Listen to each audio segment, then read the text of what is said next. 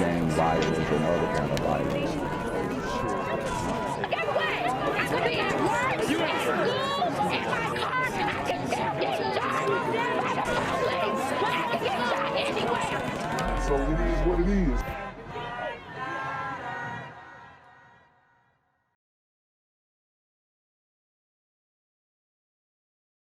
What's good, Shadow Realm? It's a Black Gen Z Mindset. Make sure you go ahead and like, comment, share, subscribe, and let's get into the video. Chicago police are also investigating the death of a man in Inglewood. First responders found the victim in a vacant lot near 57th and May just before midnight. He had several gunshot wounds and was taken to the hospital where he was pronounced dead.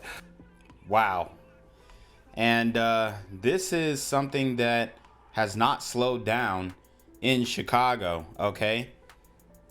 It hasn't slowed down at all. We have the illegal Super Burrito Gremlin alien issue, and then to add it up with the Super Gremlin issue that we already had going on, Chicago is completely on fire. And the city's been burning for a while, right? You've had a lot of homicides going on within the past decade or two. But what we're starting to see now is going to be an unintended by maybe the people, but in my opinion, a more nefarious intended neglect going on by the elected officials, because we have the shot spotter program that is not going to be renewed, right? And they're going to end that, which Brandon Johnson campaigned on and told you guys that he was going to end it, and y'all still voted for him. So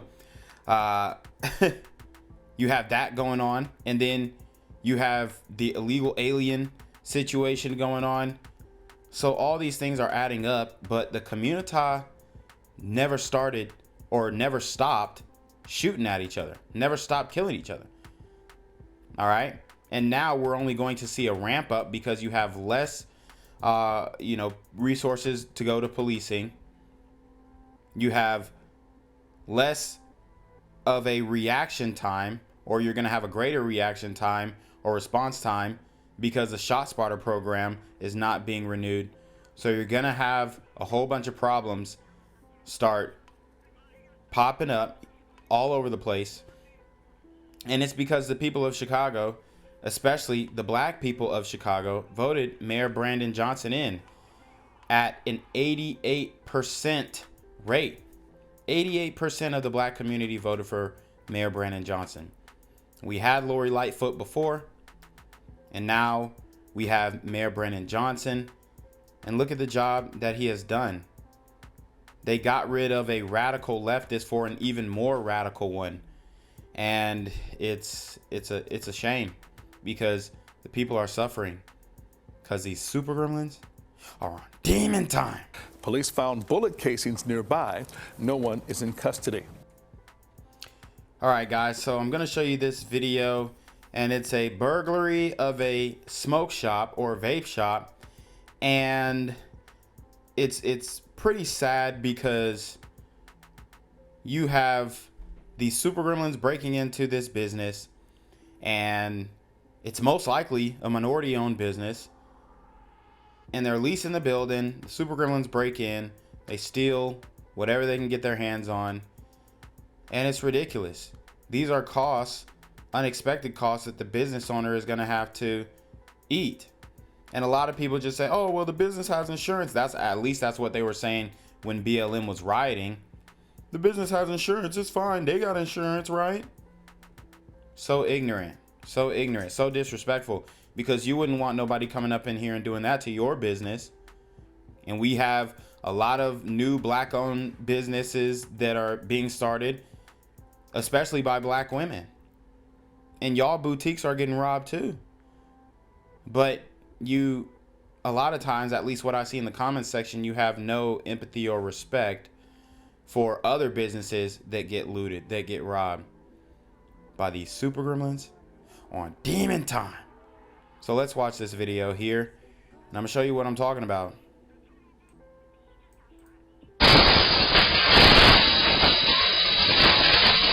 Pause. Pooh Shiesty mask. Pooh Shiesty mask. Pooh Shiesty mask. What did I tell y'all? The Pooh Shiesty masks are normalized now. It's not weird to walk into a bank with a full Pooh Shiesty mask on, because you could just say, oh well, you know, I'm social distancing and COVID. That's where we're at now. It's been normalized. And once things heat up, being the weather, you're gonna see even more Pooh Shiesties out. Sweaty shiesties that ninjas are wearing all day long. Hidden licks.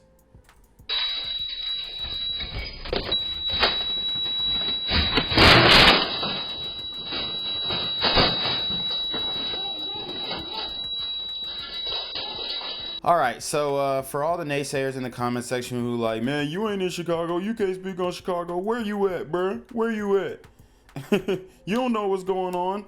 Well, there's something called the internet. There's something called being caught in 4K. There's something called 2024. There's something called the digital age even. I mean, it's so ignorant to say, oh, well, you don't know what's going on, you ain't here. I mean, it's just stupid, but that's the rationale that I get in my comment section. So I'm going to show you exactly what's going on in the city of Chicago. And this is at a Home Depot. This is at a Home Depot. And these people are attacking police officers. Units in 6 and citywide. We have a 10-1-200 West 87th Street, 200 West 87th Street, the Home Depot. Caller said there's over 100 migrants attacking security. Some of the security officers are off-duty police officers. Woo! So you heard that right. Over 100 illegal Super Burrito Gremlin aliens attacking security guards who are off-duty police officers who are volunteering their time, mind you, to get their ass kicked by 100 illegal aliens. Guys, these people have invaded our country, have no respect for our law enforcement, have no respect for the people of our country, and they are attacking police officers. Okay? Straight up. It's not just in New York. It's happening in Chicago too. In every other leftist city that calls himself a sanctuary city and is dealing with this illegal alien situation. I hate when people say, oh, the migrants. No, they're illegal aliens, bruh. There's nothing further. Only clear. All right, if I have anybody close by 200 West 87th Street at the Home Depot, being called in as a 10-1. Over 100 migrants attacking security. Security are off-duty POs. Woo! And they came up in there and they said, we're taking over. They're bringing armies of people over here and saying, this is our city. This is our country now. You know, you have this great replacement theory that's being talked about on mainstream media. And they're saying, oh, well, the great replacement theory is so that they can bring in minorities to replace white people. No, the great replacement theory is them bringing in illegal aliens to replace the black community. And that's what's going on. And black people voted it in. And you know, at this point, we're stuck. We're stuck with this issue. We're stuck with this problem. Unless we speak up and get to the polls and make a change. But I don't really see that happening. And for all units in 6 and citywide, we're giving a disregard for the 10-1 and 200 West 87th Street. Again, that's a disregard for the 10-1 and 200 West 87th Street. Press 610, Adam.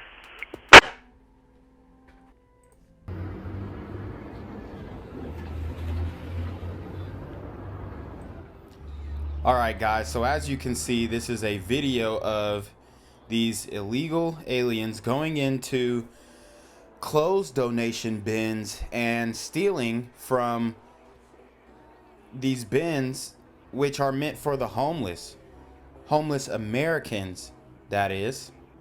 So these guys are going in and taking these clothes, stealing them, and then selling them on the street. So, I mean, you got to give it to them for, I guess, taking the initiative and being creative, but they're taking away from Chicago's homeless. They're taking away from homeless Americans. And this cannot be accepted at all. right? It can't. These super illegal alien burrito gremlins are on demon time. So this time, guys, I have a video of a black woman, a sister, who is showing us downtown Chicago. And this is State Street in downtown Chicago, which by her words used to be packed. Now, I got a lot of people in my comment section saying, you ain't in Chicago, you don't know what's going on in Chicago, da da da da. But here you have it, a black woman who is filming and showing us in real time what's going on in the city of Chicago. And she is telling us it's heartbreaking. So let's watch. And so this is what I was telling y'all about. Downtown Chicago, IDK, what's going on, all y'all finna see. Like this stuff, State Street used to be boom. And this just one side. This just one side of State Street. So she says State Street used to be booming. And look at all these businesses. All these businesses going out of business. All right. It's crazy. And nobody's finna pick up that lease. So these buildings are either gonna have to get sold or, you know, take a loss or shut it down, turn the electricity and the water off, something. But this is what's going on in Chicago. Businesses are suffering. And let's keep it a buck. This is what black people in Chicago voted for. They literally voted for this stuff. But are we going to be able to put two and two together? State Street. Y'all can see it's stuff over here that's closed down. Y'all see the pink and purple and yellow stuff right here? That's closed down. This closed down. Hold on, because I don't want to get this. This closed down. This stuff like this used to be booming right here. So she says it used to be booming. She says, I remember you couldn't walk through sidewalk without saying, excuse me, can I get past you, or get out the way, move to people that act like they didn't understand you were trying to get past. But here's the thing. People realized it was dangerous. People realized that, you know, you can't stop looters even outside of stores. If somebody comes and takes your phone from your hand, you can't stop that from happening. These streets are dangerous for people to go in, so they're not going in and spending their leisure time shopping. They're going on Amazon. It's safer. It's from the comfort of my home. You know, I would love to go out and feel the sun or feel the wind, right? But it's just not safe enough. It's not worth it. This is what defunding the police does. This is what criminal justice reform does. There are no consequences for committing crimes in these leftist cities. This, like, this is crazy. Look, y'all see this? This is like all of Chicago. And this right here used to be packed. It's closed down. And why do you think it closed down? Because these super gremlins are going in there and taking whatever they want and not getting prosecuted. Like, this closed down. All of this. I think this used to be Walgreens or CVS Pharmacy right here, because I haven't been on this end in a minute. Like, this closed down. Look at this over here. It used to be a beauty supply house over here, and a McDonald's. So it used to be a beauty supply place over there. There you go. No more weaves, no more lashes, no more nails. It used to be a McDonald's, but they were shooting people over French fries. And I have the next video I'm gonna show you, they're shooting people over fried chicken at Popeyes. So what are we gonna do, Community? Are we gonna address it? Are we gonna take group accountability? Are we gonna say, hey, we got an issue in the community, we need to fix it now? Are we gonna vote differently, or are we just gonna keep doing the same old, same old? And a McDonald's. This closed down. Y'all can see it over there. All of this, like, man, can y'all see? All of this closed down. The McDonald's, this used to be a big McDonald's that everybody used to go to. It's closed down. And why do you think it closed down? See, black people are complaining about the food deserts they created. Because when somebody go into the McDonald's and cut the fool and steal or do something crazy, y'all like, freedom, freedom, they ain't do nothing. Or if somebody a security guard or police officer try and run them down and tackle them and you know, knocks their hat off or something, then it's a problem. So these people can't be corrected. So therefore the businesses understood and they're like, hey, we got to get up out of here. See, the Walgreens, they knew. They move quick. That's big pharma. They got pharmacy. They got, you know, they got drugs to sell. So they got up out of there quick and they're going to red states and red cities and they're doing fine. They're doing just fine. Okay. But they take a quarter of a loss and you know, they look over their quarter earnings and they have 1 quarter in the red and they're up out of there. But these other businesses were a little more slow to get to there, but they all started, you know, realizing, hey, we just can't do business anymore. I don't care how good the money is. The risk is not worth it. Our employees' safety is not worth it. So these are the things that factor into when y'all say defund the police. These are the things that factor into when y'all say no cash bail, you know, criminal justice reform, get rid of ShotSpotter. You asked for it, you got it, and you don't like the result. You know, this used to be a nice beauty supply house that I used to come to all the time. This closed down. Y'all see. Like, and then remember I was telling y'all they closed Grand Lux down? Closed Grand Lux down. Chili's gone. Bennigan's gone. You feel me? Like, the estimated cost for caring for migrants this year, including providing shelter, health care, and transitioning them into their own housing, is estimated to be $321 million.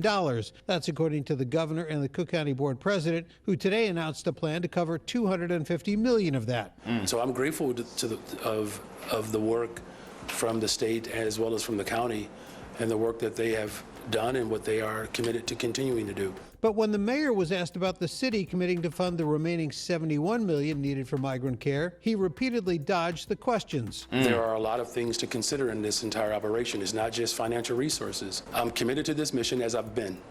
So he don't want to put up the other 71 million because we ain't got it. They just don't have it. So you see, he doesn't want to answer these questions and the media is trying to push him to say, hey, we need this funding. We need this funding. No, y'all need what we need to do is send these folks back to where they came from. That's what we need to do. And I'm grateful that we have partners at the state level and the county level who are also committed to this mission. If we could get an answer to whether 71 million will be committed by the city for this part of the mission after the state and the county committed theirs. The mayor did not answer that question, instead pivoting to talk about the overall operation. The governor saying in a statement, it is clear the state, county, and city will have to do more to keep people safe. And Cook County Board President Tony Preckwinkle adding, we cannot wait for additional resources. Mayor Johnson, after being pressed numerous times by reporters, suggesting that he was counting on the city's $71 million portion of this year's migrant funding to come from the feds. But the goal is to ultimately challenge the federal government to do its part, because local municipalities are not designed and built to be able to hold this type of operations. One alderman suggesting that at least part of the migrant money could come from American Rescue Plan funds that the city already has, but the mayor shot down that idea, saying those funds will go to help Chicago's disinvested neighborhoods. So, you know, he's being stingy on the funds. He don't want to fund this migrant issue, and I understand him. I understand why. But this is something that he invited to the city of Chicago. This is something he campaigned on. And now when it's come time to flip the bill, he don't want to flip the bill. Migrant money could come from American Rescue Plan funds that the city already has, but the mayor shot down that idea, saying those funds will go to help Chicago's disinvested neighborhoods. What's good, Shadow Realm? It's your boy Jenquavius Jackson, and y'all already know I'm demonetized and shadow banned in this bitch. So if you want to contribute, go to the Cash App, the PayPal, the GoFundMe, or join the Patreon. Also, don't forget to visit the merch store for all your favorite BGZM News 17 gear, including our exclusive Trump is a Blood t-shirt. Go fast before they sell out. They are already flying off the shelves, no cap. And remember, these super gremlins are on demon time. Kata Truss has lived in Chicago her entire life. Kata, how bad is it? It's really bad. And the sentiment of most of Chicago is that of the young lady, one of the young ladies that you heard, Jessica. The sentiment of Chicagoans is the same. And I just listened to the soundbite with Governor Pritzker, who wants to blame Governor Abbott. But I think that we have to be realistic in thinking about what the state of Texas was going through before they began busing migrants here. And I don't think we really think about that. So we're looking at it now as Chicagoans receiving migrants from the state of Texas. But imagine what it must be like in that state of Texas on a daily basis where people are arriving. Our president, President Biden, has not done enough. Yeah, and she's completely right. Texas has been dealing with this issue for a long time, so much so that at some points there were illegal aliens coming over the border and killing Americans, whole families. Whole families, and trying to take over, whatever property they had. That's how bad it's gotten. That's how bad it's gotten. And the Democrats and the leftists, and especially black Democrats, they don't want to admit that they were wrong. But in this case, I think we're going to get an admission of being wrong, an admission of ignorance about voting in Mayor Brandon Johnson, and just an overall understanding that you made a mistake. He has not done enough to secure the borders. He has not done enough to go in and propose some legislation that he can push forth himself to change this situation. And I'm telling you, we're so angry here in Chicago, which has been a Democratic stronghold for most of its eternity.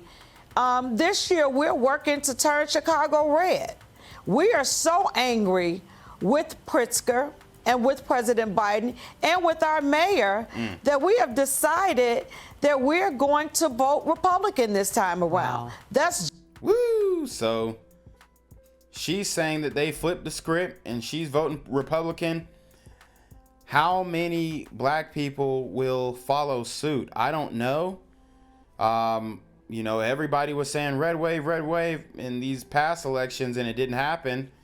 So I honestly don't think we've been pushed to the breaking point yet, and I think we have a lot more to go before the community says, okay, what gives? We got to do something about this. Just how angry we are. We are so angry that we are willing and going to turn our backs on the Democratic Party. I sat in some of those city council meetings and I looked at and I watched the aldermen totally disregard the voices of the people. And when I was going down there, we were coming down every week in the hundreds. And what we said did not matter. And when we were talking about changing Chicago's status as a sanctuary city, and keep in mind, we still have a right to do that. Just like Biden has the right to put forth an executive order to change the crisis at the border, Chicago's mayor has the right. Yeah, and Biden acts like he doesn't have the power to do so, but he does, and he won't because he wants this to happen. This is all part of the plan. To put forth an executive order to change Chicago's sanctuary city. Will he do it? Of course he will not do it. If he was going to do it, it would have been done. And remember, there was a vote within City Council where the ordinance to change it was struck down. And the mayor was the deciding vote. Okay. So I want to play just a little bit. It's actually A clip from your Democratic mayor, Brandon Johnson, just after that city council meeting yesterday that got pretty chippy. And at the end of the day, he is the one you are counting on in all of this, as you just said. It's his vote. It's his, in those meetings, it's his voice. It's his leadership that matters. Let's watch. We're grateful that the state and the county is working towards providing more investments, even though we have to have a more substantive conversation about where those dollars will actually go. So I just have one question. Chicago had a choice after Lori Lightfoot, who was breaking COVID protocols to go get her hair done and all sorts of things. They didn't have to go farther left with Brandon Johnson. Why did you vote for him? I voted for Brandon Johnson because I knew him. I voted for Brandon Johnson because I thought that he would be good for Chicago. I voted for Brandon Johnson because really I didn't do my homework. So you hear that, and that's what happened to a lot of black people this go round. They didn't do their homework. They just said, oh, Brandon Johnson, he black, so let's go. And that's not a way to vote. That's not an informed vote. Okay? But this is what's going on in every major city in the community. It's absolutely ridiculous, and it needs to stop, because we're getting what we're voting for and then we're not liking the result.